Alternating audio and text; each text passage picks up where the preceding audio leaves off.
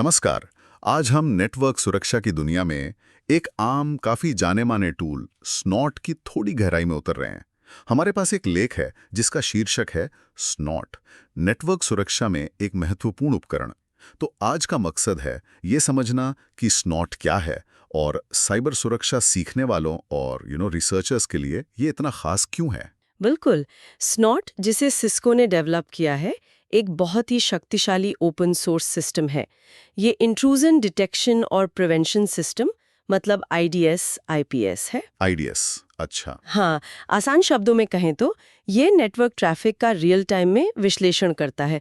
मतलब जैसे ही डेटा आ जा रहा है उसको देखता है और पैकेट्स को लॉग भी करता है, रिकॉर्ड रखता है। ठीक है, तो एक तरह का डिजिटल पहरेदार हो गया जो सब कुछ देख भी रहा है और लिख भी रहा है। लेखी कहता है कि ये शिक्षा और अनुसंधान के लिए बहुत महत्वपूर्ण है। ऐसा क्यों है? मतलब इसका प्रैक्टिकल फायदा क्या है छात्रों के लिए? हाँ, यहीं पर स्नॉट की असली खूबी सामने आती है। ये सिर्फ थ्योरी नहीं है, ये छात्रों को बिल्कुल हैंड्स ऑन अनुभव देता है। हैंड्स ऑन कैसे? वो सीधे तौर पर नेटवर्क हमलों को पहचानना सीखते हैं, जैसे पोर्ट स्कैन हो गए या बफर ओवरफ्लो अटैक्स, या फिर वो जो मैलवेयर वाला ट्रैफिक होता है ना। अच्छा, मैलवेयर ट्रैफिक। हाँ, हाँ। उसको पहचानना। तो ये बिल्कुल प्रैक्टिकल स्किल बिल्डिंग है। उन्हें पता चलता है कि असल में हमले दिखते कैसे हैं नेटवर्क पर।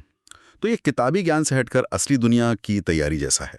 पर ये शुरू में थोड़ा मुश्किल नहीं होता होगा छात्रों के लिए नियम वगैरह समझना? देखिए, थोड़ी लर्निंग कर्व तो है, बिल्कुल है, खासकर जब आप नियम खुद लिखना शुरू करते हैं। लेकिन क्योंकि ये ओपन सोर्स है। हाँ, ये एक बड़ा फायदा है। हाँ, तो इसके लिए बहुत सारे रिसोर्सेज ऑनलाइन उपलब्ध हैं। कम्युनिटी सपोर्ट काफी अच्छा है। और एक बार समझ आने लगे तो छात्र सिर्फ हमलों को पहचानना नहीं सीखते, बल्कि ये भी समझते हैं कि पूरा सुरक्षा सिस्टम कैसे काम करता है, उसे बेहतर कैसे बनाया जा सकता है। समझ गया।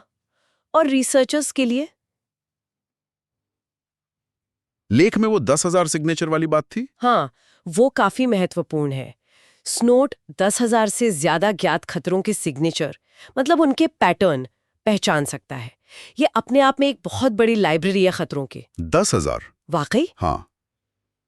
तो रिसर्चर्स इसका इस्तेमाल करते हैं मौजूदा खतरों के पैटर्न को एनालाइज करने के लिए, ये समझने के लिए कि नए खतरे कैसे उभर रहे हैं, और सबसे जरूरी, वो अपने खुद के कस्टम डिटेक्शन रूल्स बना सकते हैं। Custom rules? अच्छा, यहीं पर शायद असली ताकत है इसकी।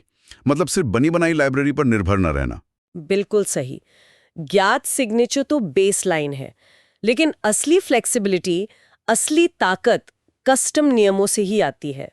इससे आप स्नॉट को अपनी खास जरूरतों के हिसाब से ढाल सकते हैं। और इसे तैनात करने के तरीके भी अलग अलग हैं शायद।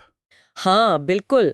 आप इसे सिर्फ एक आईडीएस की तरह इस्तेमाल कर सकते हैं जो सिर्फ पता लगाएगा, या फिर आईपीएस की तरह जो पता लगाकर रोकेगा भी, या अगर आपको सिर्फ ट्रैफिक रिकॉर्ड करना है तो पैकेट लॉगर की तरह भी। और ये लिनक्स और विंडोज दोनों पर काम करता है। तो ये फ्लेक्सिबिलिटी इसे बहुत उपयोगी बनाती है, खासकर एकेडमिक माहौल में। तो ये बहुमुखी प्रतिभा वाला टूल है, लैब्स वगैरह में खूब इस्तेमाल होता होगा। हाँ, बिल्कुल। अगर हम बड़ी तस्वीर देखें तो एकेडमिक और रिसर्च संस्थानों में इसका बहुत इस्तेमाल है। जैसे लैब में घुसपैठ का पता लगाने वाले प्रयोग करने में छात्र अपने बनाए नियमों को टेस्ट करते हैं। अच्छा। रिसर्चर्स इसका इस्तेमाल एनोमली डिटेक्शन के लिए करते हैं, मतलब नेटवर्क में कुछ असामान्य तो नहीं हो रहा, ये पता लगाने के लिए। नेटवर्क फोरेंसिक में भी ये काम आता है, मतलब किसी घटना के बाद जांच पड़ताल करने में। और साइबर सुरक्षा एनालिसिस प्रोजेक्ट्स के लिए डेटा इकट्ठा करने में भी एक महत्वपूर्ण साधन है। तो कुल मिलाकर देखें तो स्नोट सिर्फ एक सॉफ्टवेयर नहीं है, बल्कि साइबर सुरक्षा की पढ़ाई और रिसर्च के लिए एक आम बुनियादी ढांचा जैसा बन गया है। ये नेटवर्क में क्या चल रहा है उसकी गहरी समझ देता है और सीखने वालों को प्रैक्टिकल ज्ञान देता है। निश्चित रूप से। और ये सिर्फ बेसिक सिखाने तक ही नहीं है, ये एडवांस्ड रिसर्च को भी सपोर्ट करता है। बात सिर्फ ये जानने की नहीं है कि क्या हो रहा है, बल्कि ये समझने की है कि क्यों हो रहा है। क्यों? हाँ, ये गहरा विश्लेषण हुआ। बिल्कुल। और इस गहरी समझ से ही सुरक्षा पेशेवर आने वाले खतरों का बेहतर अनुमान लगा सकते हैं, उन्हें रोक सकते हैं।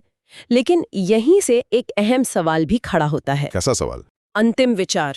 देखिए, स्नॉट ज्ञात सिग्नेचर और हमारे बनाए नियमों पर काफी हद तक निर्भर करता है ना? हाँ, बिल्कुल। पर उन साइबर हमलों का क्या, जो बिल्कुल नए हैं, जिनका कोई सिग्नेचर नहीं है, जिनके बारे में पहले से कोई जानकारी नहीं है, जिन्हें ज़ीरो डे अटैक कहते हैं? ये तो सोचने वाली बात है।